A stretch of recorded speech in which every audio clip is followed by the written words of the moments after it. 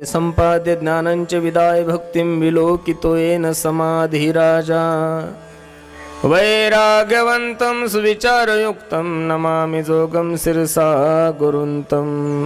हेतू एक संता ठाई लाभ पायी उत्तम म्हणविता त्यांचे दास पुढे आसौरेना प्रस्तुत प्राप्त प्रसंगी प्राप्तस्थळी चिंतन रूपी सेवेकरता निवडलेला अभंग याचे यावत भूतलावर जन्माला आलेल्या जडजीवाचा उद्धार करण्याकरता आपला देह अखंड झिजवणारे वितराग संपन्न पंचमीत निर्माते महाराष्ट्र भूषण देहनिवासी जगद्गुरु जगद्वंदनीय संत श्रेष्ठ तुकाराम महाराज यांचा उत्कृष्ट असा 4 चरणाचा संताच्या संगतीमध्ये आल्यानंतर मानवी जीवनाचं कल्याण कसं होतं याचं गोड चिंतन करणारा अभंग आपण सेवेकरता निवडलेला आहे। या अभंगावर यथामती यथावकाश जशी जमेल अशा प्रकारे अल्पशा वेळेमध्ये सेवा करण्याचा प्रयत्न करू। विठ्ठल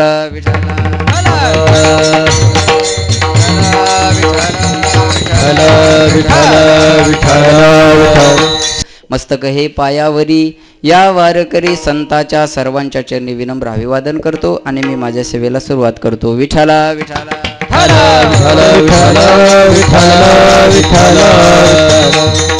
सेवेकरता निवडलेला अभंग जगद्गुरु तुकोबारायांचा आहे। जगद्गुरु तुकोबाराय या अभंगामध्ये संत संगतीचं महत्त्व सांगतात। 1 तास माझ्या हातामध्ये शिल्लक आहे।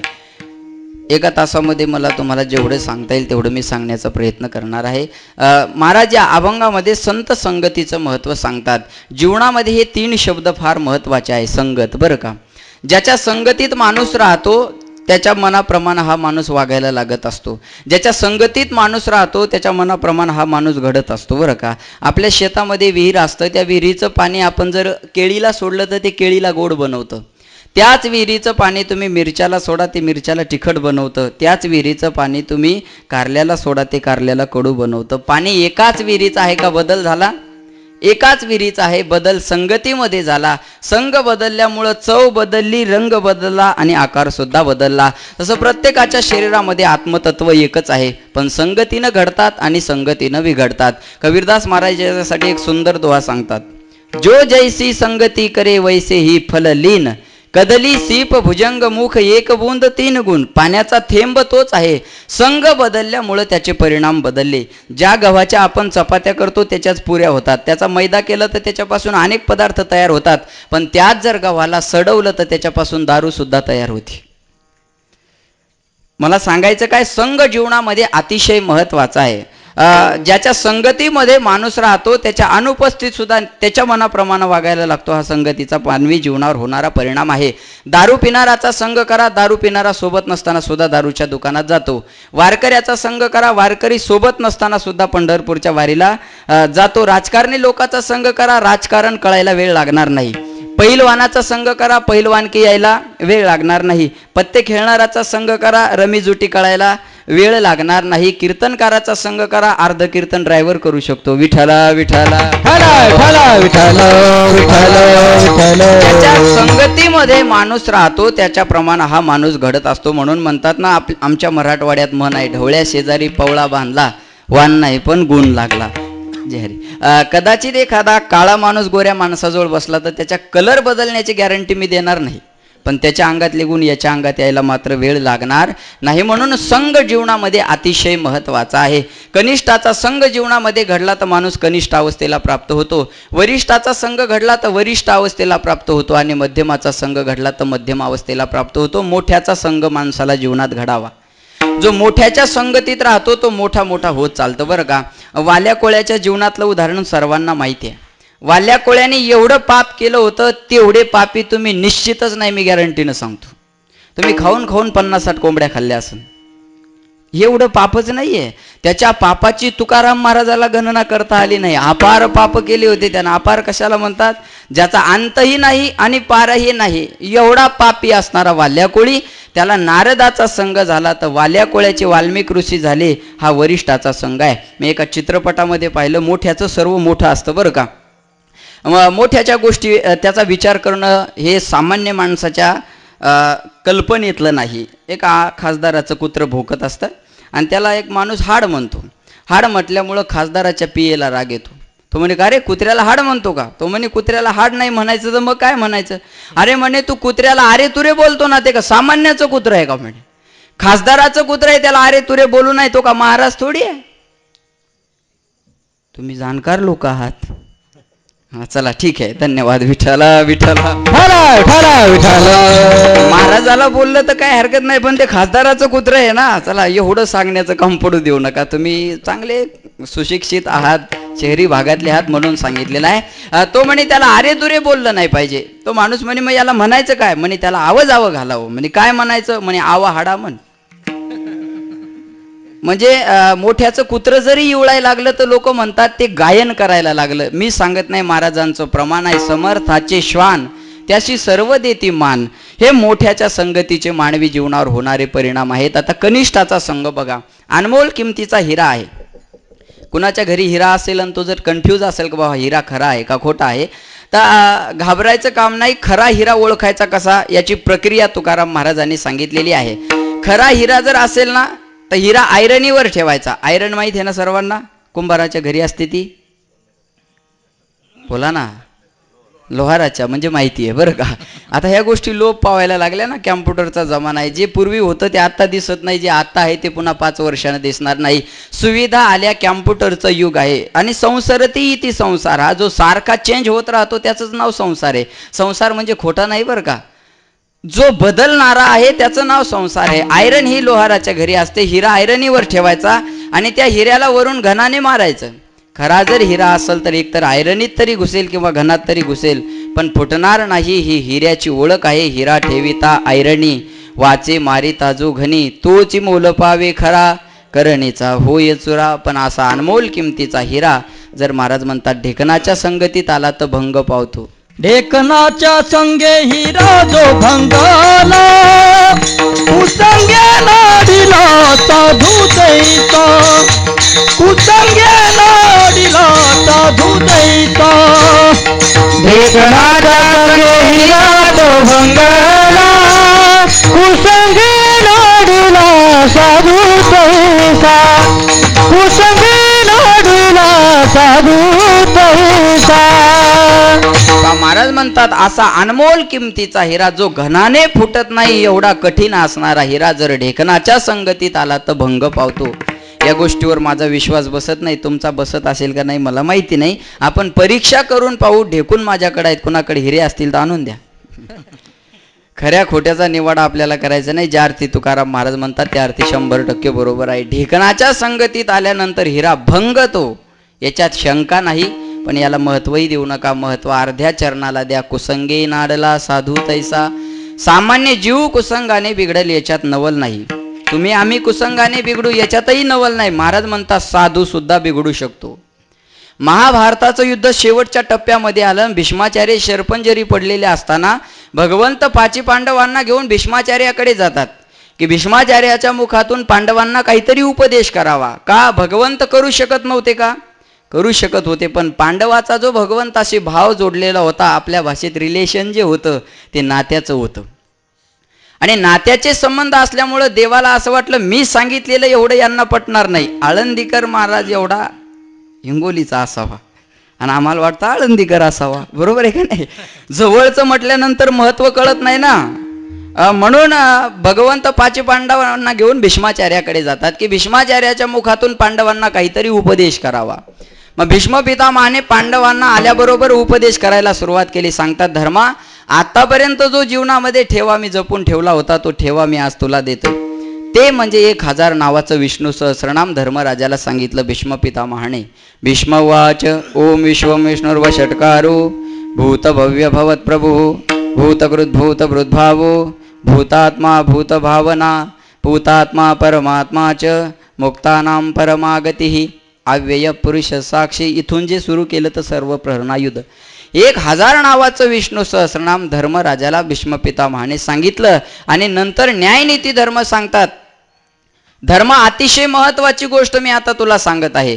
दान धर्मान राजधर्मान मोक्ष धर्मान विभागश स्त्री धर्मान भगवत धर्मान समासव्यास योगतः. राजा, दान करणं हा माणसाचा धर्म आहे. करंदीकरांची कविता आहे, देणाराने देत जावे घेणाराने घेत जावे, एक दिवस घेता घेता देणाराचे हात घ्यावे. बरं का, संपत्तीतला 10% भाग हा चांगल्या कामात खर्च झालाच पाहिजे. आणि मला वाटतं तुम्ही दानशूरच लोक आहात. पुणे भाग म्हटल्यानंतर दानाच्या बाबतीत पहिला आहे, इथं काही सांगणं उचित होणार नाही. म्हणून दान करणं हे माणसाचं आद्य कर्तव्य आहे. आपण आपल्या संपत्तीतला 10% भाग हा सत्कर्मात खर्च केलाच पाहिजे, तर ती संपत्ती टिकून राहत असते. विठ्ठला विठ्ठला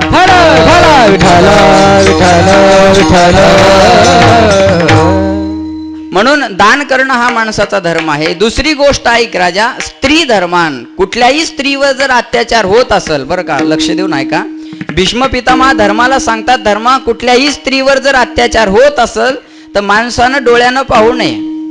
ही गोष्ट पितामहानं बोलली आणि शेजारी द्रौपदी उभी होती. द्रौपदीला हसायला आलं. द्रौपदी हसली. पितामहाने विचारलं, द्रौपदी तुला हसायला काय झालं? त्यावेळेस द्रौपदी म्हणते, पितामह काहीच नाही, मी सहजच हसले. द्रौपदी हसली होती पितामहालाच.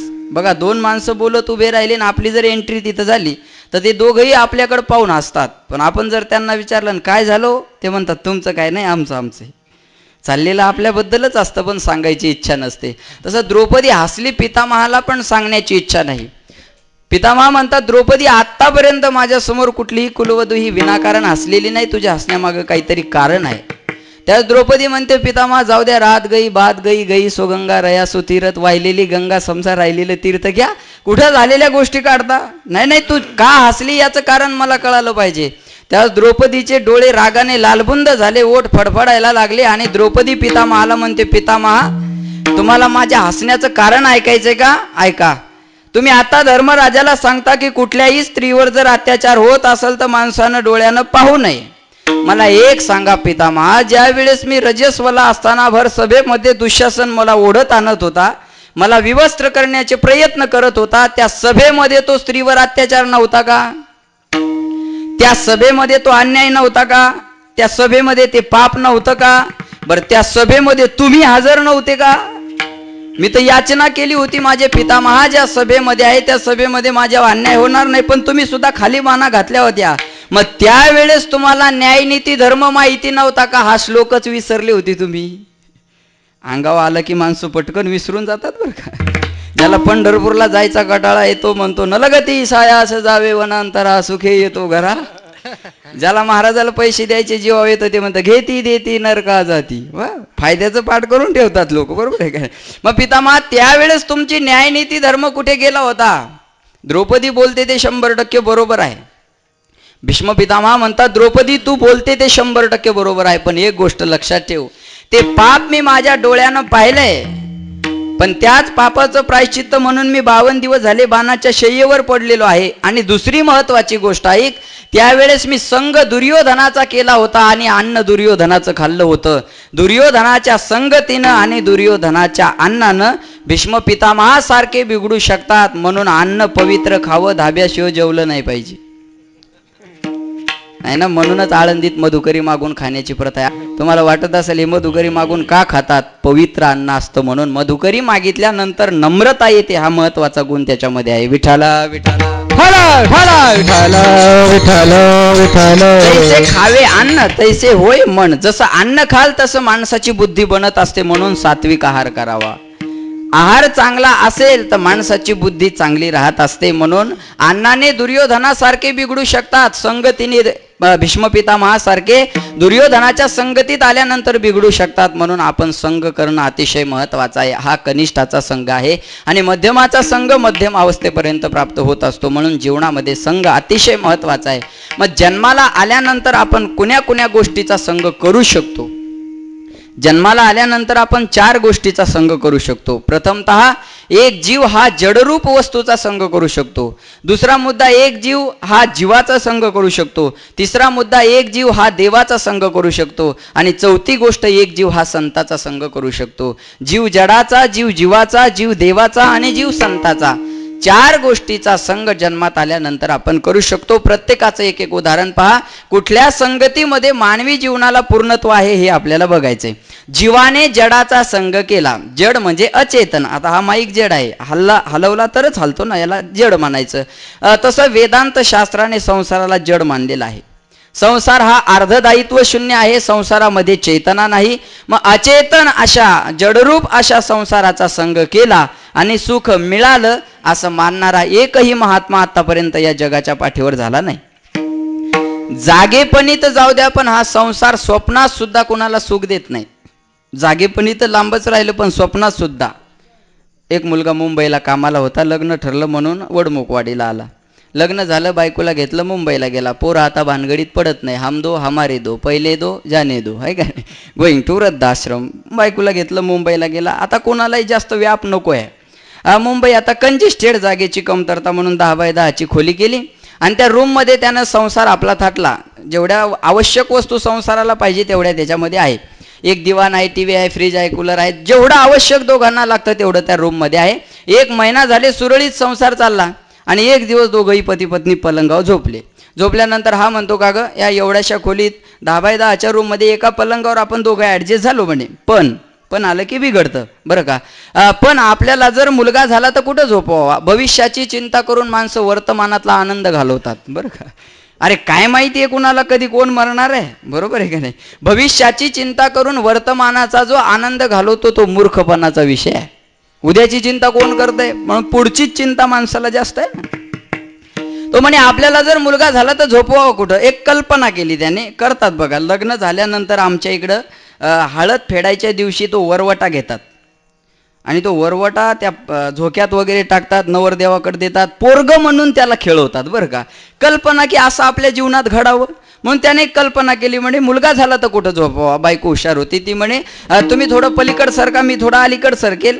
प्रॅक्टिकली चाललंय बरं का त्यांचं. तो थोडा पलीकड झाला, ही अलीकड झाली. बघा म्हणे एवढ्या जागेत आपलं एक मुलगा झोपल, चिंता करण्याची गरज नाही. तेवढ्यावर थांबला नाही. म्हणे जुळं झालं तर.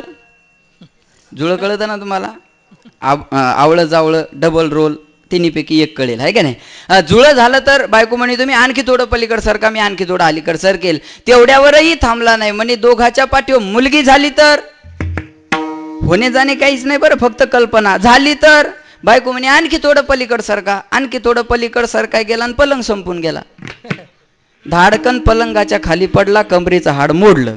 त्याला दवाखान्यात नंतर नेऊ आपण, 10:15 वाजले कीर्तन झाल्यावर. त्याला तिथंच पडू द्या, फक्त मला एवढं सांगा, पलंगावून खाली पडून कमरेचं हाड मोडण्याचं जे दुःख त्याला झालं ते झालेल्या पोरानं केलं का न झालेल्या. बोला ना. न झालेले जर कमरेचे हाड मोडतात तर झालेले का नीट ठेवणार आहे. विठाला विठाला जागेपणी तर नाही, पण स्वप्नात सुद्धा हा संसार कोणाला सुख देत नाही राजाओ. कारण तो अचेतन आहे. म्हणून जडरूप अशा संसाराचा संग केला आणि सुख मिळालं असं कधीही घडले नाही. म्हणून जाऊ द्या, आपण आता जडाचा संग सोडून द्या. दुसरा मुद्दा घ्या, आपण जीवाचा संग करू. जीवामध्ये चेतना आहे, जडाची व्यावृत्ती झाली, जीवाचा संग करायचा आपण ठरवलं, ठीक आहे. एका जीवाने दुसऱ्या जीवाचा संग केला तर सुख मिळेल का हो. जो संगतीत जाणार आहे तो दुःखी आहे आणि ज्याच्या संगतीत जायचं त्याच्याकडे अगोदरपासूनच दुःख आहे ना. एकादशीच्या घरी जर महाशिवरात्र जेवायला गेली तर कोणाला पोटभर खायला मिळन. जाऊ द्या, हे कळलं नाही. आमच्या मराठवाड्यातली मन आहे, उघड्यापाशी रातभर कुणाला पांघराय मिळणार आहे. 2 दुःखी जीव एकत्र आले म्हणजे एक व्यापक परमात्मा होणार नाही. प्रत्येकाच्या जीवनात दुःख आहे, फक्त प्रत्येकाचं दुःख हे वेगवेगळं आहे. आत्मदेवाला गोकर्ण सांगतात, बाबा कोणी सुखी नाही. न चैंद्रस्य सुखम किंचित न सुखम चक्रवर्तीनः सुखमस्ती विरक्तस्य मुनिरे कांत जीवनः. चक्रवर्ती राजाला जाऊन जरी तुम्ही विचारलं तो सुखी आहे का, तर तो म्हणेल नाही. सुख नाही कोठे आली या संसारी, वाया हवं भरी होऊ नका. महाराज म्हणतात सुखच नाही. जो देखे सो दुखिया बाबा सुखिया कोई नहीं. राजा दुखिया प्रजा दुखिया, दुखिया धन बैरागी. कोई तन दुखी कोई मन दुखी, कोई धन बिन रहत उदास. थोडे थोडे सब दुखी सुखी राम के दास. प्रत्येकाच्या जीवनात दुःख आहे, फक्त प्रत्येकाचं दुःख हे वेगवेगळं आहे. मग दोनही भगवंताचे अंश आहेत. 2 अंश एकत्र आले म्हणजे एक व्यापक परमात्मा होणार नाही. उदाहरण घ्या, तिखट अधिक तिखट बरोबर गोड. बोला ना. तिखटच. गोड अधिक गोड बरोबर तिखट गोड. मूर्ख अधिक मूर्ख बरोबर शहाणा मूर्ख. Double graduation. किती जरी मूर्ख एकत्र आले तर एक शहाणा होऊ शकत नाही. दत्ता महाराज, एक मूर्ख दाढी करायला गेला. मूर्खपणाचा काहीतरी मर्यादा असते ना. दाढी करायला गेल्यानंतर दाढी चालू झाली याची आणि तो नाव्याला म्हणे, का हो तुम्ही किती वर्ष झाले दाढ्या करता. माणसानं कुणासोबतही डोकं लावा पण नाव्यासोबत लावले त्याला सर्व गोष्टीचा अनुभव असतो ना. म्हणे तुम्ही किती वर्ष झाले दाढ्या करता? तो नावी म्हणे बुवा मी 15 वर्ष झाले दाढ्या करतो. मग तो म्हणे तुम्हाला 15 वर्षात कधी गाढवाची दाढी करण्याचा प्रसंग आला का? म्हणे नावी म्हणे पहिलाच टाइम आहे. विठ्ठला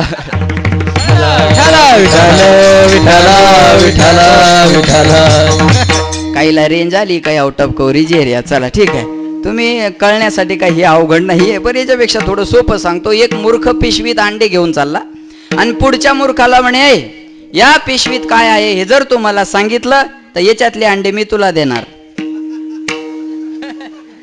बर तेवढ्यावर थांबला नाही, म्हणे किती आहे हे जर सांगितलं तर 8च्या 8 पण तुला देणार.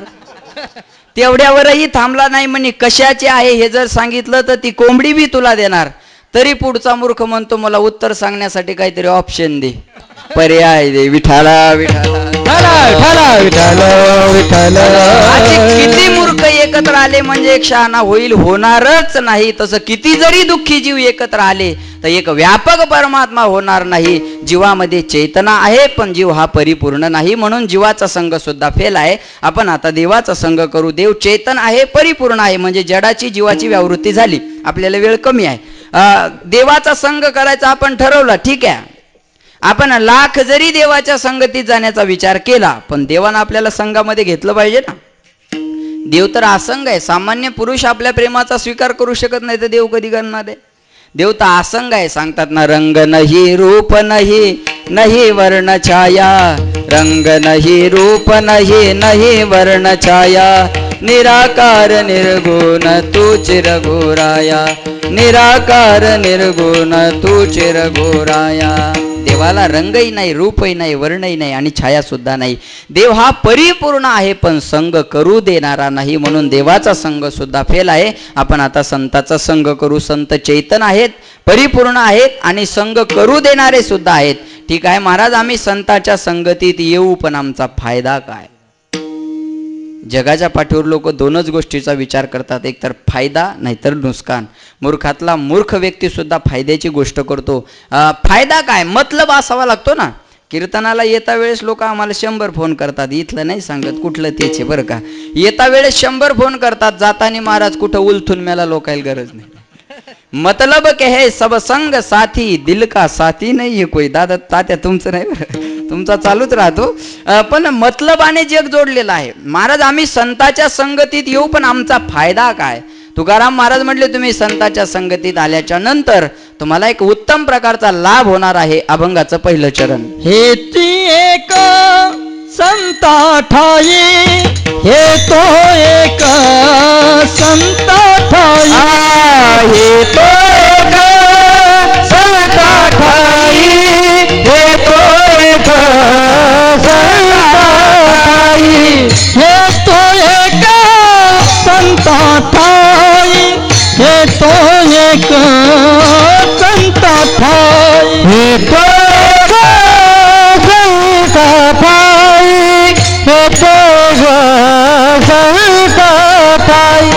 बहुपाई संतांच्या, बहुपाई संतांच्या, लाभ पाई उत्तम, लाभ पाई उत्तम, लाभ पाई उत्तम, लाभ पाई उत्तम, लाभ पाई उत्तम, लाभ पाई उत्तम.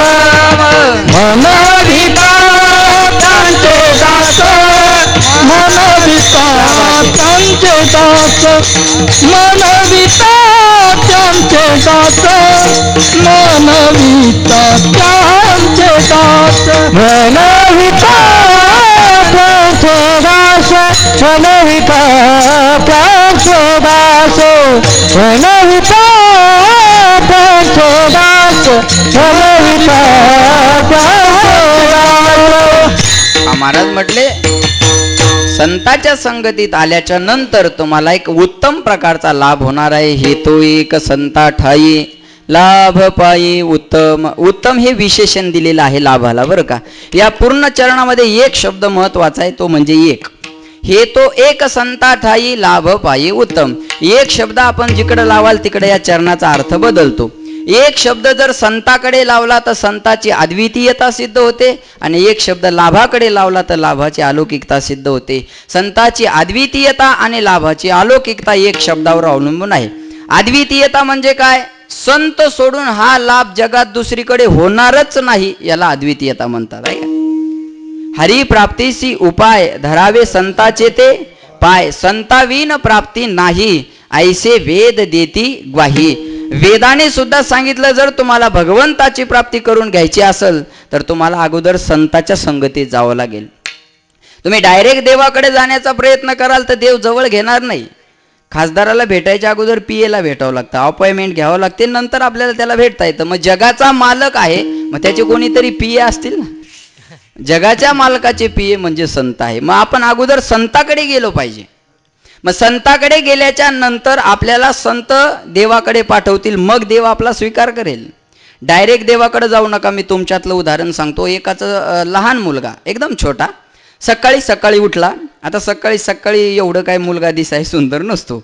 मग त्यानं थोडी घाण केलेली होती, नाकातून गंगा यमुना व्हायला लागल्या, माश्या लागायला लागल्या, आणि ते पोरगा अंगणात बसलेला आहे.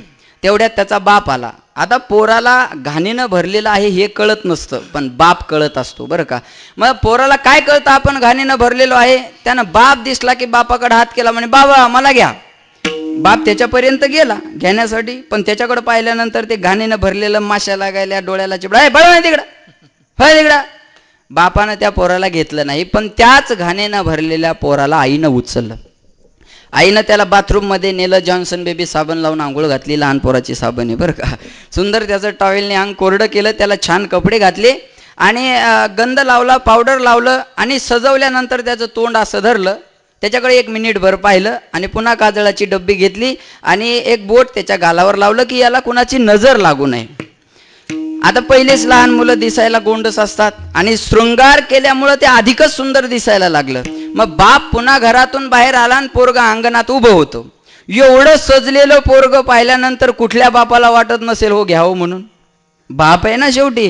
पोराकडे पाहिलं, बापाला मोह आवरला नाही. बाप म्हणतो सोन्या चल चल चल चल. पोरगा म्हणे हट, आता नाही येणार.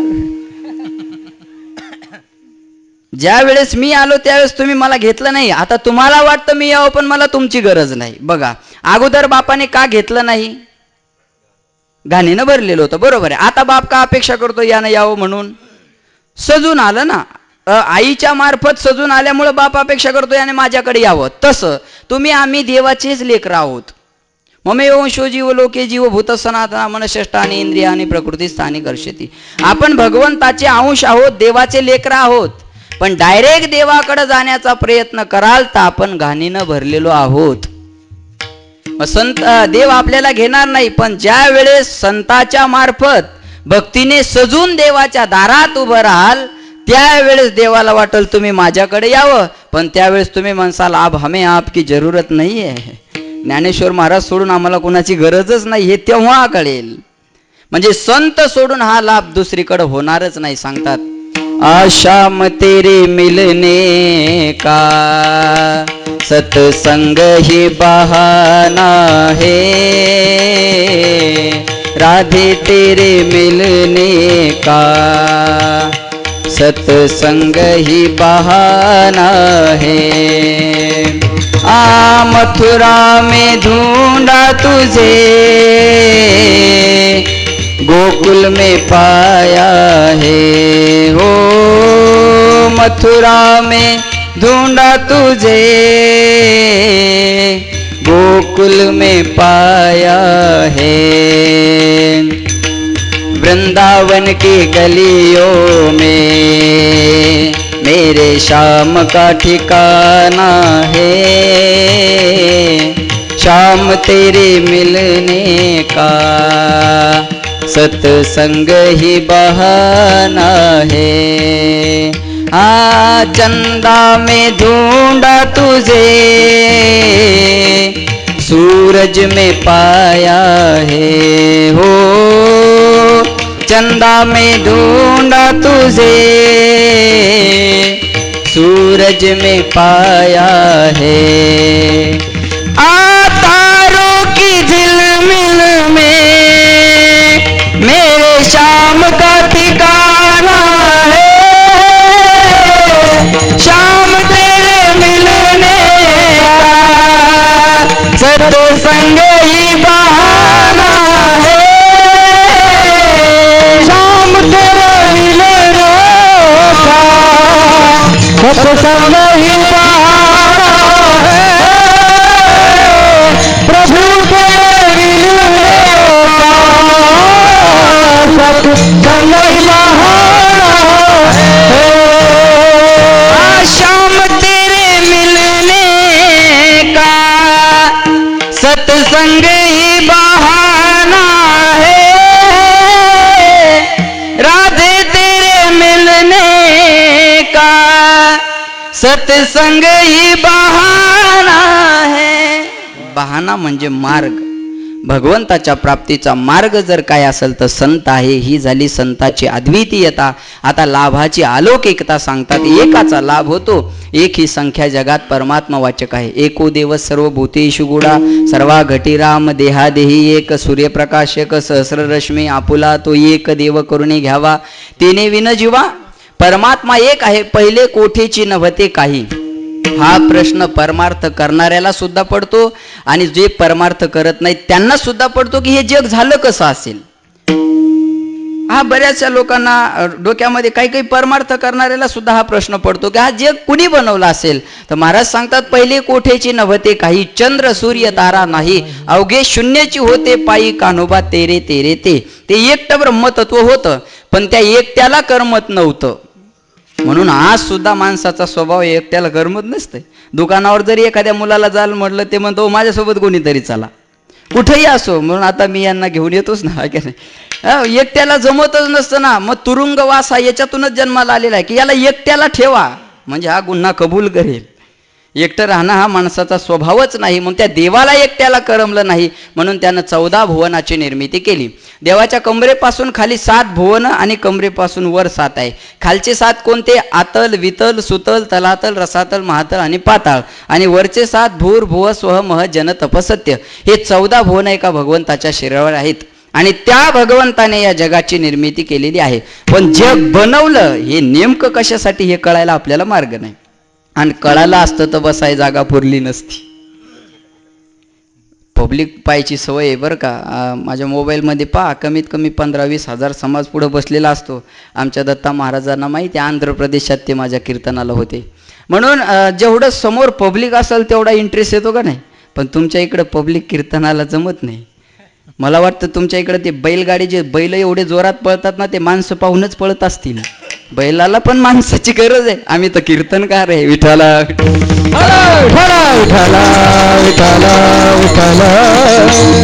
कशासाठी जग बनवलं हे आपल्याला कळायला मार्ग नाही. त्यासाठी जग बनवलं हे कळायला आपल्याला मार्ग नाही बरं का. मग त्या परमात्म्याची प्राप्ती संताच्या संगतीत आल्याच्या नंतर मग एकाचा लाभ होतो. म्हणून त्या संताच्या संगतीत त्या संगत संतन की करले जन्म का सार्थक कछु करले. म्हणून म्हणतात ना आ संतन के संग लाग रे, संतन के संग लाग रे तेरी अच्छी बनेगी. संतन के संग लाग रे तेरी अच्छी बनेगी. संतन के संग लाग रे तेरी अच्छी बनेगी. संतन के संग लाग रे तेरी अच्छी बनेगी. अच्छी बनेगी तेरी बिगड़ी बनेगी. अच्छी बनेगी तेरी बिगड़ी बनेगी. तेरो बड़ो भाग रे तेरी अच्छी बनेगी. संतन के संग लाग रे तेरी अच्छी बनेगी. संतन के संग लाग रे तेरी अच्छी बनेगी. संतन के संग लाग रे तेरी अच्छी बनेगी. संताच्या संगतीत ये तुझं कल्याण होईल. महाराज संताच्या संगतीत आले आणि कल्याण झालं असं शास्त्रात उदाहरण आहे का? तर किती उदाहरण आहेत. सांगतात ध्रुव जी की बन गई प्रहलाद जी की बन गई, ध्रुव जी की बन गई प्रहलाद जी की बन गई, ध्रुव जी की बन गई प्रहलाद जी की बन गई, ध्रुव जी की बन गई प्रहलाद जी की बन गई। हरि सुमिरन में जागरे तेरी अच्छी बनेगी, संतन के संग लाग रे तेरी अच्छी बनेगी, संतन के संग लाग रे तेरी अच्छी बनेगी, संतन के संग लाग रे तेरी अच्छी बनेगी। संत काय करतात महाराज? कावळ्याचा राजहंस बनवण्याची ताकद संतामध्ये आहे. कागा से तोय हंस करेंगे, कागा से कोई हंस करेंगे, मिट्टी जाए उड़ के दाग रे तेरी अच्छी बनेगी, संतन के संग लाग रे तेरी अच्छी बनेगी, संतन के संग लाग रे तेरी अच्छी बनेगी, संतन के संग लाग रे तेरी अच्छी बनेगी। कावळ्याचा राजहंस बनवण्याची ताकद संतामध्ये आहे. कावळ्याचा राजहंस होणं अशक्य गोष्ट आहे, पण तुकाराम महाराज म्हणतात ना, गाढवाचे घोडे करू आम्ही दृष्टी पुढे. गाढवाचं घोडं होतच नाही. मग तुकाराम महाराजांनी खोटं सांगितलं का? नाही, तेही खरं आहे. गाढवाचं घोडं करणं म्हणजे काय? पूर्वी वागणूक गाढवासारखी होती, संताच्या संगतीत आल्यामुळं घोड्यासारखी झाली. लोक म्हणतात माळ घातली महाराज आणि माणूस बदलला, मग त्याला काय शिंग वगैरे फुटले थोडेच? त्याचं वागणं बदललं. तसं गाढवा होता गाढवासारखा वागत, पण संत संगतीत आल्यामुळं जीवन कळालं आणि घोड्यासारखा जरा शहाणा झाला बरं का. म्हणून संत कावळ्याचा राजहंस बनवतात. कावळ्याचा राजहंस कसा होतो याचं विश्लेषण असं सांगतात शास्त्रामध्ये. एक राजहंसाचं पिल्लू उडण्याचा अभ्यास करतं आणि उडता उडता ते एकदा गटारात पडतं. गटारात पडल्यामुळं त्याचं सर्व अंग घाणीनं काळं होतं आणि शेजारीच कावळे बसलेले असतात. ते कावळ्याकडं पाहतं ना आपल्या अंगाकडं पाहतं. कावळे काळे आणि हे घाणीनं भरल्यामुळं हे सुद्धा काळं दिसायला लागलं ना. मग त्याला वाटलं हे आपल्याच जातीचे आहे. मग त्या दिवसापासून ते कावळ्यातच राहतं. पण एक दिवस मानसरोवराचा हंस उडत असताना त्याने खाली पाहिलंय की राजहंसाचं पिल्लू कावळ्यात काय करतं. म्हणून त्यानं खाली झेप घेतली, सर्व कावळे उडून गेले. राजहंसाचं पिल्लू सुद्धा उडत होतं, पण त्या राजहंसाने त्याला पकडलं. म्हणजे तू कुठं उडायला लागला? म्हणे माझ्या जातीचे माणसं धाब्यावर पोहोचले, मी कीर्तनात काय करू म्हणे. अरे म्हणे तू तिकडचा नाही, तू इकडचा आहे. नाही नाही म्हणे, तुम्ही एवढे पांढरे शुभ्र धवल देह, मी एवढा काळा, म्हणे ते माझ्या जातीचे काळे, ते उडून गेले. म्हणे आपलं काही जजमेंट बसत नाही. मग त्या राजहंसाने काय केलं, त्या पिल्लाला घेतलं, एका सरोवरामध्ये नेलं आणि त्याला रगडून चांगलं धुवून काढलं. आणि धुतल्यानंतर त्याच्या अंगावर जेवढी घाण होती ती घाण बाजूला झाली. होता राजहंसच, पण घाण अंगावर पडल्यामुळं स्वतःला कावळा म्हणून घेतलं ना. मग ती घाण त्या राजहंसाने दूर केली आणि त्याला सांगितलं, आता तू कुणासारखा आहे? म्हणे आता तुमच्यात आणि माझ्यात काही फरक नाही महाराज, घाला माळ. हे नंतर कळतं बरं, संत संगतीत आल्याच्या नंतर. मग त्या राजहंसाने काय केलं, त्याच्या अंगावर घाण होती ती बाजूला केली. तसं आपण शुद्ध ब्रह्मतत्व आहोत. आहे महात्मा ब्रह्म सर्वम खलविदम ब्रह्म पज्ञानाम ब्रह्म तत्वमसी ते ब्रह्म मी आहे. मी ब्रह्म आहे, आपण ब्रह्म आहोत. पण आपल्या अंगावर घाण पडली मायेची, आणि मायेची घाण पडल्यामुळं आपण स्वतःला जीव म्हणून घ्यायला लागलो. आणि संत आपल्या जीवनात काय उपकार करतात, तर संत ही मायेची घाण आपल्या जीवनातून काढून टाकतात आणि त्याला सांगतात की तू शुद्ध ब्रह्मतत्व आहे. म्हणून कागा से तोय हंस करेंगे, कागा से तोय हंस करेंगे. म्हणून संताच्या संगतीत या. आज आपल्याला संत संघ आवडत नाही, आज आपल्याला पुढाऱ्याचा संघ आवडतो. बरोबर आहे का नाही? एखाद्या खासदारानं जर खाली उतरून देताना जर याचा फोटो निघलेला असं अचानक, तर ते लॅमिनेशन करून बैठकीच्या खोलीत लावतो. त्याला जर म्हटलं हा कधीचा फोटो आहे वा, आपल्याला खासदाराने उतरून दिलं होतं खाली स्टेजवरून, तेव्हा स्वाभिमान कशामध्ये आहे हे सुद्धा कळत नाही. चला ठीक आहे, आपल्याला महाराजाचा संघ आवडतच नाही, पण महाराज म्हणतात संत समागमे धरावी आवडी, करावे तातडी प्रपंचाची. म्हणायचं परमार्थाची पण करायची प्रपंचाची. तुम्ही महाराज लोकाल घरी का नेता बा? पहिली गोष्ट नेतच नाही, पण जरी नेलं तर का, याचे पाय आपल्या घराला लागले आपलं काहीतरी बरं होईल. दुसरा उद्देश, अहो कीर्तन झाल्यानंतर तुम्ही माझ्या पाया पडणार कशामुळं? तुमचं दुःख दूर होऊन माझ्या बोकांडी पडावं. दुसरा उद्देश काय आहे आपल्या मनामध्ये? आपण संताच्या संगतीत राहतो, पण प्रपंच कसा चांगला होईल याच्याकरता आपलं साधन भक्ती आहे. आज 9 दिवस उपवास आहे का? भक्ती हे साधन आहे. पण 9 दिवस उपवास कशामुळं? फॉर्च्युनर, BMW, ऑडी, रँड रोवर यावी माझ्याकडे. साधन भक्ती पण साध्य प्रपंच आहे. पण संताचं वेगळं आहे. संताचं साधन भक्ती आणि साध्य परमात्मा आहे. पण आज आपण संत संग विसरलेलो आहे.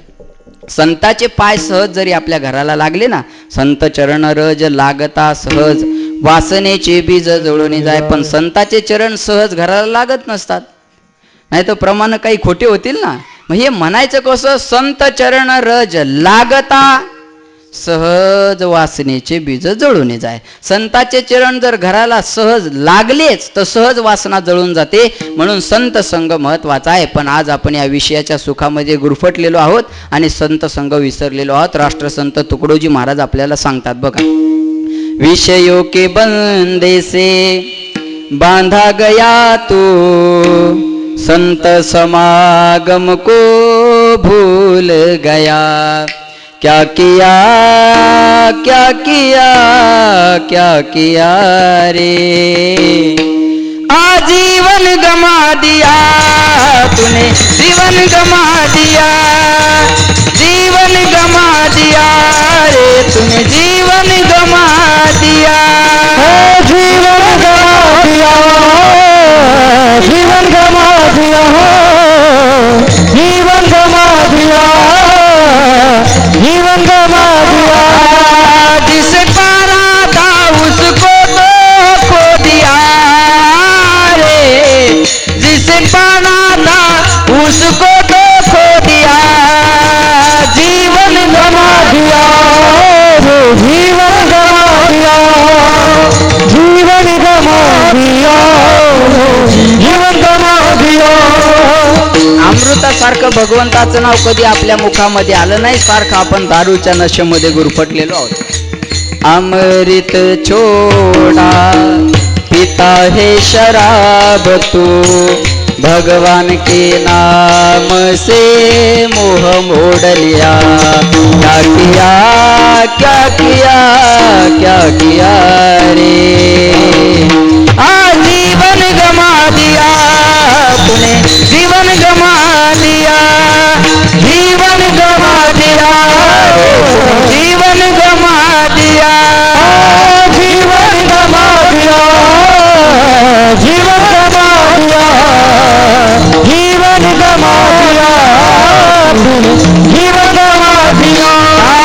जिसे पाना था उसको तो खो दिया रे, जिसे पाना था उसको तो खो दिया. ज्याला मिळवायचं होतं त्याला तर आपण हारून टाकलं ना. आपण या दारूच्या नशेमध्ये गुरफटलेलो आहोत. दारू पिऊन हे सुंदर आयुष्य माणसं घालवतात बरं का. आणि एखाद्या दारू पिणाऱ्याला आपण जर विचारलं का बा दारू का पिता, तर तो एवढंच सांगेल, महाराज माझ्या जीवनात टेन्शन आहे. टेन्शन आहे तर तू रोगर का पित नाही? टेन्शन आहे तर रोगर प्यायचं ना, कायमचं टेन्शन जाईल. एका तरुणाला मी विचारलं, म्हणलं का रे या वयात दारू प्यायचं?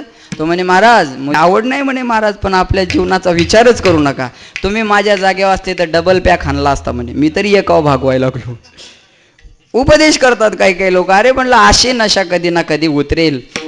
काही काळापुरतं टेन्शन दारूने जात असेल, नाही असं मी म्हणणार नाही. पण त्या नशेपेक्षा मी सांगतो ती नशा करा. ही जर नशा केली तर जीवनात कधी नशा उतरणारच नाही. जाम पर जाम क्या पीते हो आधी रात में उतर जाएगी, जाम पर जाम क्या पीते हो आधी रात में उतर जाएगी. अरे प्याला पियो हरि नाम का पूरी जिंदगी सुधर जाएगी. टाळ्याला पैसे नाही लागत हा, जोरात वाजवत जा. विठाला विठाला. टाळी हे फुकटचं उत्साहवर्धन करण्याचं साधन आहे. म्हणून काही काही पुढाऱ्यानं आपलेच माणसं ठेवलेले असतात टाळ्या वाजवाय. त्याचं बोलणं किती का वंगाळ असे ना, असं हात करणारे असले रंगला ना कार्यक्रम. बरोबर आहे. टाळी हे उत्साहवर्धन करण्याचं फुकटचं साधन आहे बरं का. म्हणून दाद दिली पाहिजे. म्हणून हे आयुष्य आपलं दारू पिऊन घालवण्यासाठी आपल्याला मिळालेलं नाही. काही लोकांना हा कार्यक्रम म्हणजे गाव बुडवणं वाटतं बरं का. धार्मिक कार्यक्रम म्हणजे गाव बुडवणं असं लोकांना वाटतं. पण एवढंच जगाच्या पाठीवर संस्काराचं साधन राहिलेलं आहे. आपलं होऊन खर्च किती होत असेल या कार्यक्रमाचा अंदाज सांगा मला. लाख रुपये झाला. चला 2 लाख धरू आपण. लाख काय एक एक्स्ट्रा धरू, आपल्याला काय द्यायचे का घ्यायचे, बरोबर आहे का नाही.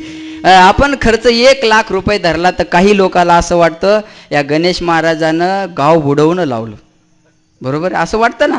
मला सांगा, एका माणसाच्या गुटख्याचा खर्च मी तुम्हाला सांगतो. एक गुटखा साधारण 5 रुपयाला आहे. साधा बरं, RMD 25-50ला आहे. खात नाही माहिती आहे बरं का. 50ला RMD आहे. साधारण धरा आपण सामान्य माणसासाठी 5 रुपयाचा एक गुटखा. एक माणूस दिवसातून किमान 10 गुटखे तर खात असेल. केवढ्याचे झाले? 50 रुपयाचे. दिवसाचे 50, महिन्याचे 1500, वर्षाचे 18,000. एका माणसाच्या वर्षाचा थुकण्याचा खर्च 18,000 आहे. असे गावात 90% लोक पुड्या खातात. मग हा पैसा सत्कार्याला जातो का? तुमच्या या 7 दिवसाच्या कार्यक्रमात 10 लोकांना पुड्या खायच्या सोडल्या तर किती पैसे व्हायला लागले? 1,80,000 रुपये व्हायला लागले, बरोबर आहे. 10 लोक जर निर्व्यसनी झाले तर तुमच्या सप्त्याचा खर्च निघायला लागला. साधा हिशोब सांगितला मी, हा गुटख्याचा 19 भिंगरी तर पुढची गोष्ट आहे.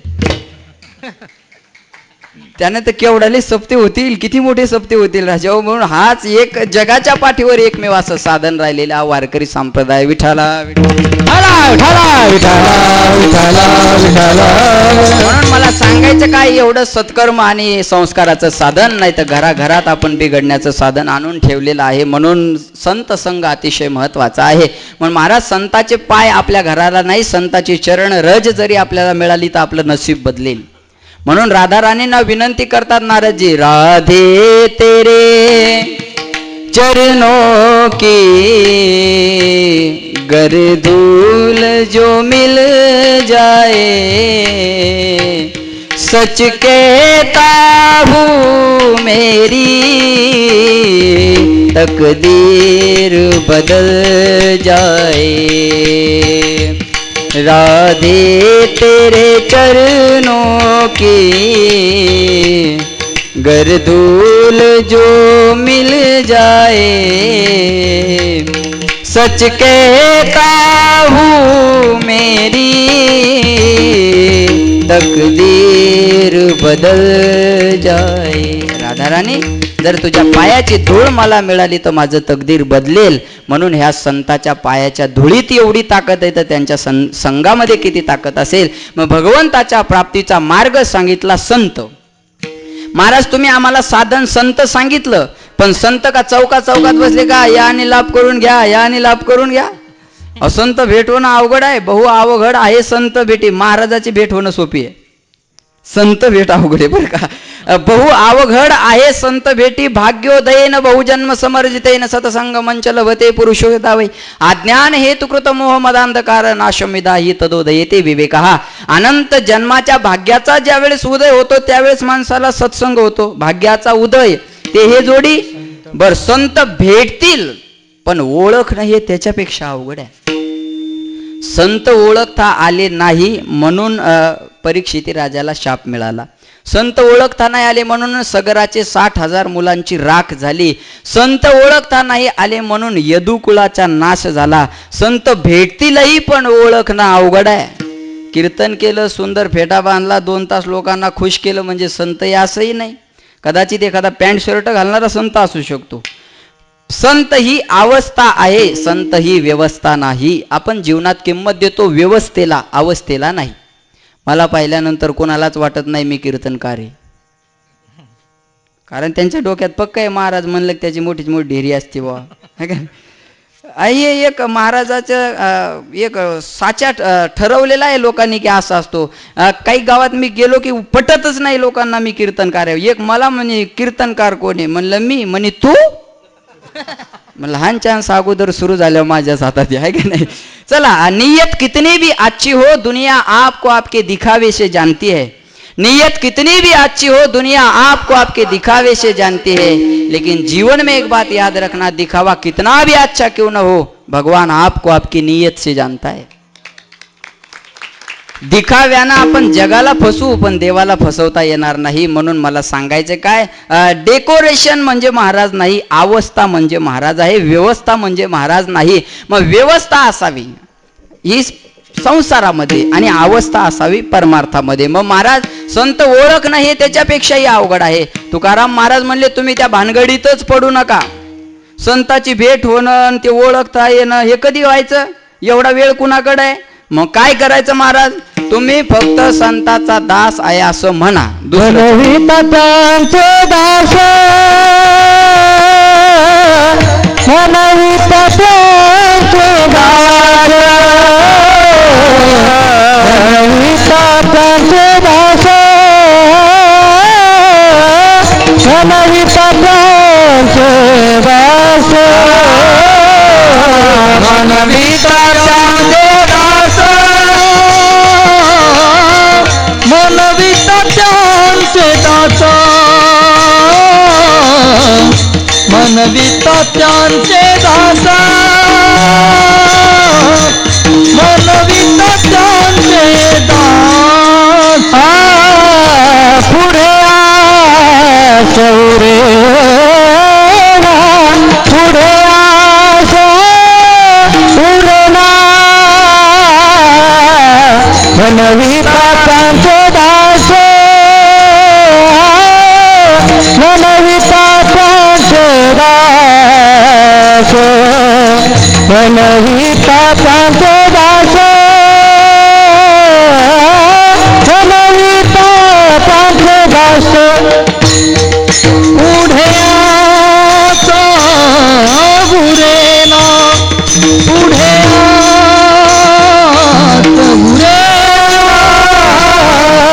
मनवितांचे मनवितांचे दास मनवितांचे दास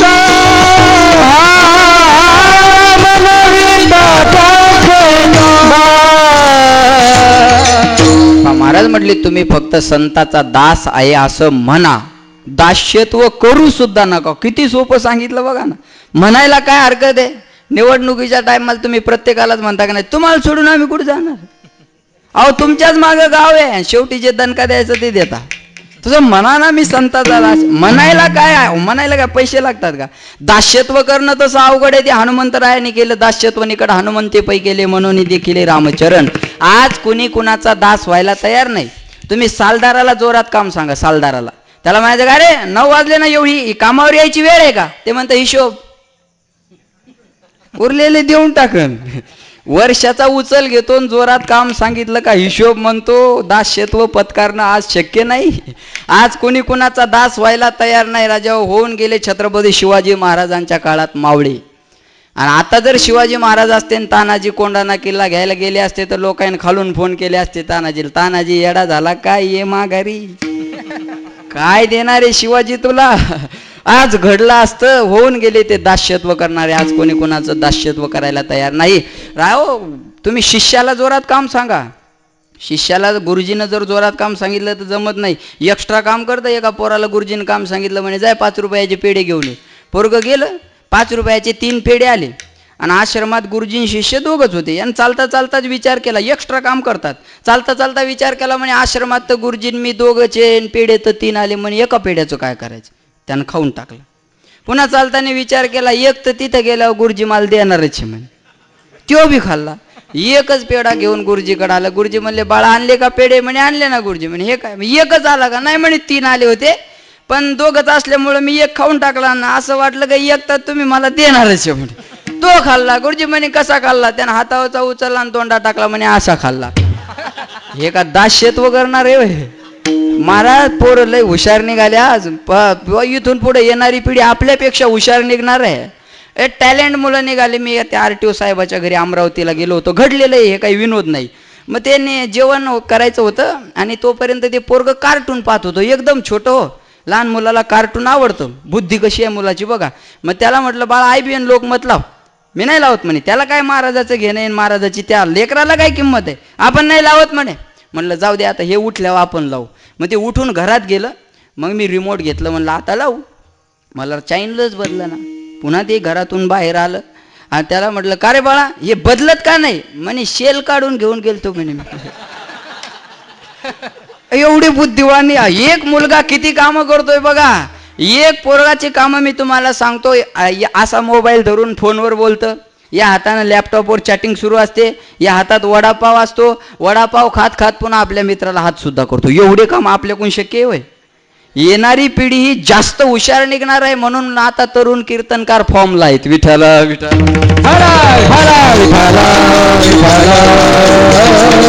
म्हणून आज दास्यत्व करणं अवघड आहे. कोणी कुणाचा दास व्हायला तयार नाही. मी म्हणतो कुणाचा दास होऊही नाही माणसाने. का सामान्याचा दास व्हावा? दास जर व्हायचं तर देवाचा व्हा किंवा संताचा व्हा. जो देवाचा दास होतो त्याला जीवनात काही कमी पडत नाही. जो संताचा दास होतो त्याला काही कमी पडत नाही. तुमची ये दासीचा दास करून ठेवा, आशीर्वाद द्यावा हाची मज. जो देवाचा दास होतो त्याला काही कमी पडत नाही. बघा, शाम तेरे दर का जो गुलाम हो जाए, शाम तेरे दर का जो गुलाम हो जाए, शाम तेरे दर का जो गुलाम हो जाए, शाम तेरे दर का जो गुलाम हो जाए, शाम तेरे दर का जो गुलाम हो जाए, शाम तेरे दर का जो गुलाम हो जाए, शाम तेरे दर का जो गुलाम हो जाए, शाम तेरे दर का जो गुलाम हो जाए। सुहाने उसकी हर एक सुबह शाम हो जाए, सुहाने उसकी हर एक सुबह शाम हो जाए, शाम तेरे दर का जो गुलाम हो जाए, शाम तेरे दर का जो गुलाम हो जाए, शाम तेरे दर का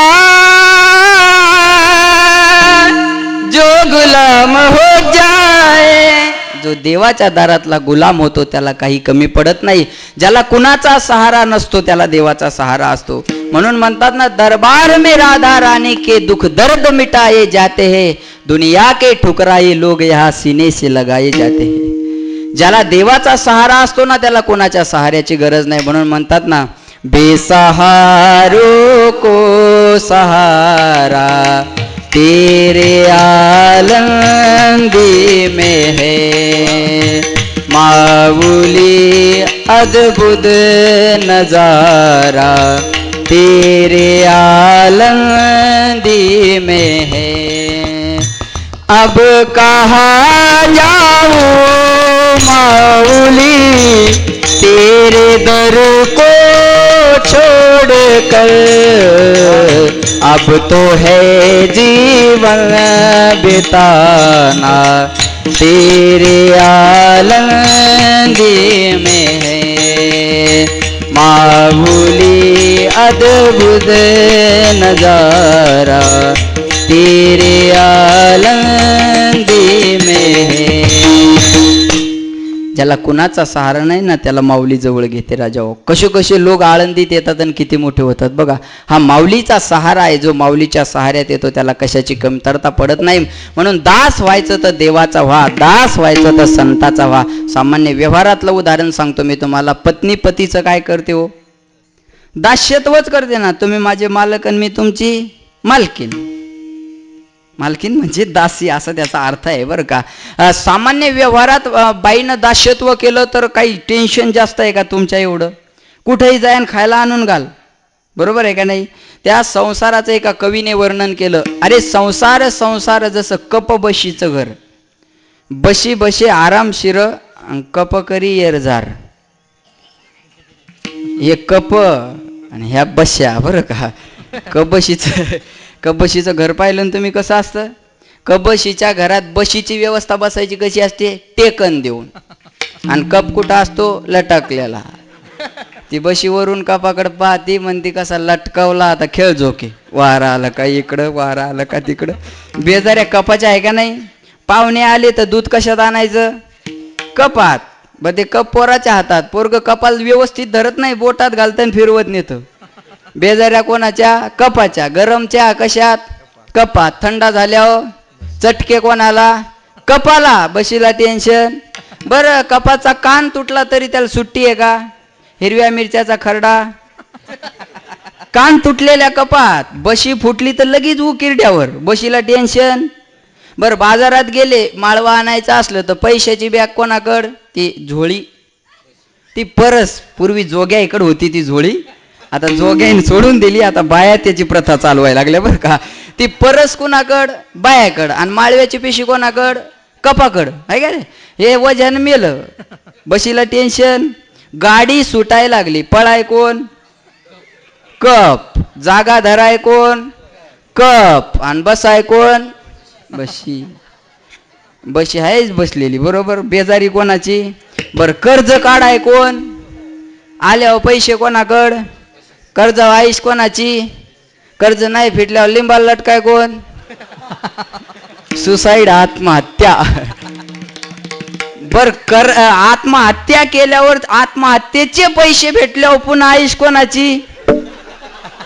गेला ना जीवान कपच. सामान्य व्यवहारातलं हे उदाहरण आहे राजा हो. फक्त दास्यत्व केलं ना त्यांच्या जीवनातला त्याग आहे. ज्या वडिलाने तळ हाताच्या फोडासारखा 18 वर्ष जपलं, त्या वडिलाचं एका मिनिटात नाव काढून समोर तुमचं नाव जोडलं, त्याचं घर सोडलं आणि तुमच्या घरी आले, हे त्यांच्या जीवनातला त्याग आहे, हे दास्यत्व आहे. मग व्यवहारातलं जर हे उदाहरण असेल, जर दास्यत्व पत्कारलं तर व्यवहारात काही करण्याची गरज पडत नाही. मग आपण संताचं दास म्हणून घ्या. दास्यत्व करणं म्हणजे काय? त्या देवाचं भजन करणं. कसं करायचं? एकदा संप्रदायपूर्वक पुरुष मंडळीने हात वर करा. जेवढे पुरुष आहेत त्यांनी करा. ज्यांना माहीत आहे आपण पुरुष आहे त्यांनी करा, बाकीचे राहू द्या. आता माहीत नसल्यावर काय करता होय. पुरुष टाईट करा. वा वा. बरं का गणेश भाऊ, काल परळीला कीर्तन होतं पांगरीला. एक माणूस माझ्याकडे आला, म्हणे महाराज तुम्ही कुठं राहता? म्हणलं आळंदीला राहतो. मूळ गाव कोणतं आहे म्हणे तुमचं? म्हणलं हिंगोली जिल्ह्यात. तुम्ही ताईट ठेवा बरं का, तुमचं काही नाही, आमच्या दोघांचं चाललंय. म्हणे महाराज शिक्षण किती झालं? म्हणलं ग्रॅज्युएशन झालं. वय किती आहे? म्हणलं आता 24 सुरू आहे. बरं बरं. म्हणे महाराज कीर्तन चांगलं करता तुम्ही. म्हणलं मग? आवडलं म्हणे तुमचं कीर्तन आपल्याला. म्हणलं बघ, पण एक गोष्ट आवडली नाही म्हणे. म्हणलं काय हो? म्हणे कीर्तनात हात वर करायचे सांग जाऊ नका. म्हणलं काहून? म्हणे पोझिशन डाऊन होती हो. नाही नाही करा, सर्वांनी टाईट करा. टाईट केले का? राहू द्या 4 वाजेपर्यंत. नाही नाही प्रेमानं भजन करा. विठोबा रखुमाई, विठोबा रखुमाई, विठोबा रखुमाई, रखुमाई, विठोबा रखुमाई, रखुमाई, विठोबा रखुमाई, विठोबा रखुमाई, विठोबा रखुमाई,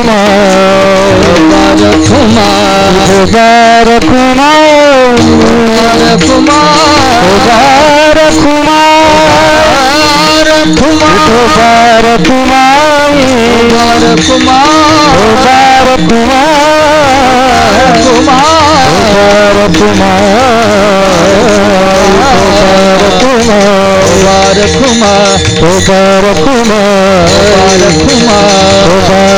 रखुमाई, विठोबा रखुमाई, विठोबा रखुमाई,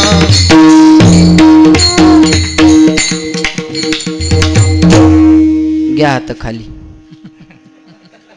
राहिलंच नाही तर काय घेता म्हणा. आता वर घ्यायला किती कष्ट लागले. घ्याव का नाही, घ्याव का नाही, घ्याव का नाही, कसे तरी वर गेले. पण वर गेल्या विठोबा रखुमाई, इकडं विठोबा घातला आणि इकडं रखुमाई घातली. वा रे बस. कीर्तनाला आलो हेच नशीब समजा म्हणा महाराज, नाही तर असल्या भानगडीतच आम्ही पडत नाही. लोक याला भानगड म्हणतात बरं. कशाला लोक काय म्हणतील सांगता येत नाही. एखाद्याची अचानक गाडी रस्त्यात बंद पडली का ते म्हणतात करा आता इथं इठल इठल. हा, नवरा बायकोचं जोरात भांडण लागलं की नवरा म्हणणार ह्या बाग तुझं कीर्तन बंद कर बरा. त्याला कीर्तन म्हणायचं, मग याला काय म्हणायचं? एखादा कीर्तनकार कीर्तनाला निघाला की एखादं खौट म्हणते महाराज कुडद्याचा चपका, नाही तर कुठं ठोकायचं कीर्तन. काय म्हणतील सांगता येत नाही. आणि महाराज म्हणजे सार्वजनिक बांधकाम विभागाचं काम, कोणी आणि पोस्टर चिटका. काय म्हणतील लोक. अहो एका बाईच्या दारातून आम्ही 2-3 चाललो. महाराज पाहिल्यावर सगळ्यालाच बरं वाटतं असं समजू नका. तिच्या दारातून 2-3 चाललो, भांडे घासत होती बाई. तिची तळपायाची आग मस्तकाला गेली. दोघं चौघं बाकीचे माझ्यापेक्षा तब्येतीन चांगली होती. मांजर फिंजर काही नसतं तिथं. ते भांडे घासता घासता बाई करते थेर बोक्यायला तर ऊत आलाय. साऱ्या गावानं उधळायला लागली म्हणे. बळवंत आप्पाला म्हणलं अहो काही तर मांजर दिसेना आणि बोक्या दिसेना. महाराज आपल्यालाच म्हणायला म्हणे चला पुढं. आता तिला का मांजर दिसायली का बोक्या काय म्हणतील लोक सांगता येत नाही. बरोबर आहे का नाही. मग तुम्ही तरी कसं बस भजन केलं. पण आता सुद्धा टेन्शन कोणा घेतलं. कपानच घेतलं ना. बशीनं टेन्शन घेतलं. बशी हाय आरामशीर बसले. तुम्ही पण भजन करायला पाहिजे ना. आहे का नाही. तुमचाच जमाना आहे आजकाल. यांचं काय खरं नाही. 50% आरक्षण आहे तुम्हाला. बरोबर आहे का नाही. बरं घरात का तुम्ही यांचं चाल देता का. बायको म्हणते तुम्हाला अजिबात अक्कल नाही मध्ये बोल जाऊ नका. बसलाच गपचूप. गृहमंत्र्याचा आदेश आहे ना. की नाही. आणि अर्धा आपोआप बायांकडे जातो. नवरा जर डॉक्टर असला बायकोला काय म्हणतात डॉक्टरीन. नवरा मास्तर असला बायको मास्तरीन. नवरा कंडक्टर असला बायको कंडक्टरीन. नवरा बुवा असला बाई बुईन. महाराजीन आहे का नाही. इकडचं तिकडं जातं पण बायांचं माणसाकडे येतं का बघा. उदाहरणार्थ एखाद्याची बायको नरस आहे. मग तिच्या नवऱ्याला का नरसोबा म्हणतात का. तिकडचं इकडं काही येत. बाया माणसाच्या तुलनेत कुठं कमी राहिल्या नाही. माणसं कंडक्टर बाया कंडक्टर माणसं ड्रायव्हर बाया ड्रायव्हर. एवढ्या दिवस माणसं वरातीन नाचत होते आता बायाने सुरुवात केली. एवढ्या दिवस माणसं पॅन्टी घालत होते आता बायाने सुरुवात केली. एवढ्या दिवस माणसाच्या कटिंगीचे दुकानं होते आता बायाच्या बी आहेत. काय म्हणतात त्याला ब्युटी पार्लर. बाबू आजी ब्युटी पार्लर म्हणजे काय कळतं का तुम्हाला. लय मागं पडल्या मग तुम्ही. समजतच नाही का त्याच्यात काय असतं.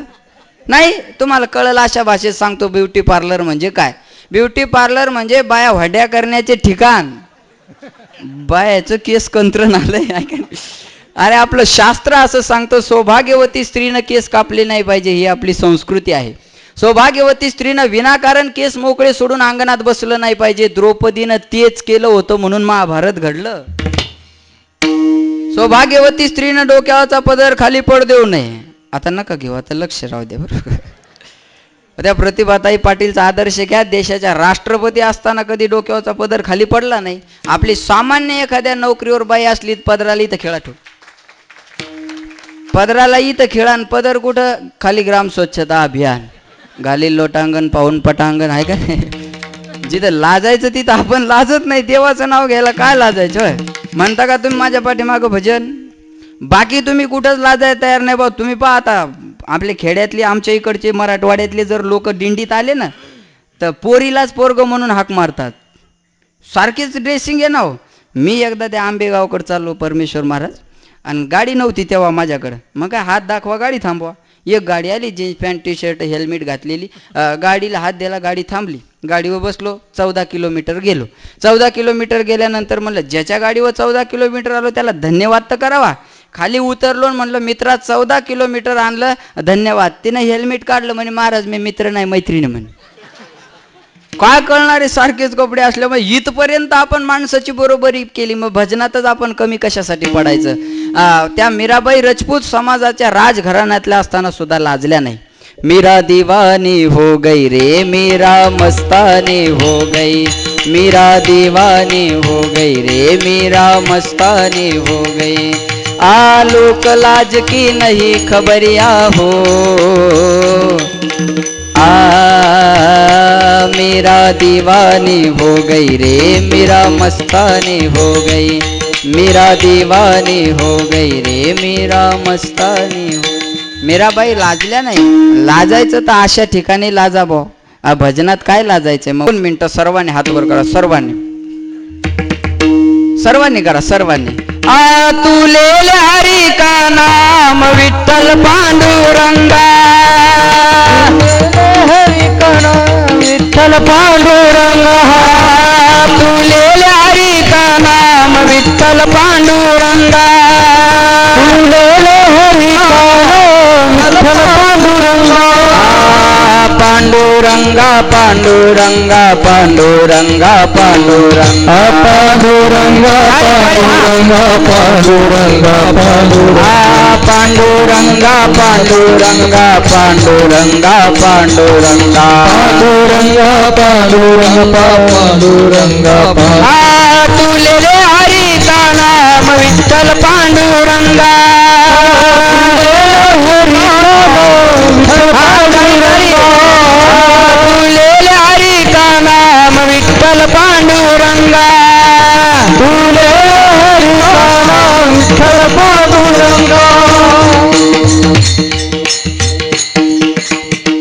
खरं कीर्तन याला म्हणतात. 2 मिनिटाच्या भजनात तुम्ही फ्रेश झाले का नाही? तरुणांना असं वाटत होतं उभं राहून नाचावं, बरोबर आहे का नाही? नाचलं पाहिजे. मग इथं नाही नाचायचं तर कुठं नाचायचं? 2 मिनिटाच्या भजनात आपल्याला विसर पडला. आपल्याला बंगला आहे, गाडी आहे, शेतीवाडी आहे, पडला का नाही विसर? खरं सांग, पडला ना? करा मग माझ्या नावावर. एवढा विसर नाही हो पडला म्हणा महाराज, पण अंतकरणातून केलं तर नक्की विसर पडतो बरं का. 2 चरणाचा धावत्या वेगात आपण अर्थ पाहायला राहिली. 2 चरण कृपादान केली संती कल्पांती ही सरेना, म्हणविता त्यांचे दास पुढे या सौरेना, तुका म्हणे संत सेवा हेची देवा उत्तम, म्हणविता त्यांचे दास पुढे या सौरेना. ज्ञानेश्वर माऊली ज्ञानेश्वर माऊली ज्ञानराज माऊली तुकाराम. ज्ञानेश्वर माऊली ज्ञानराज माऊली ज्ञानेश्वर माऊली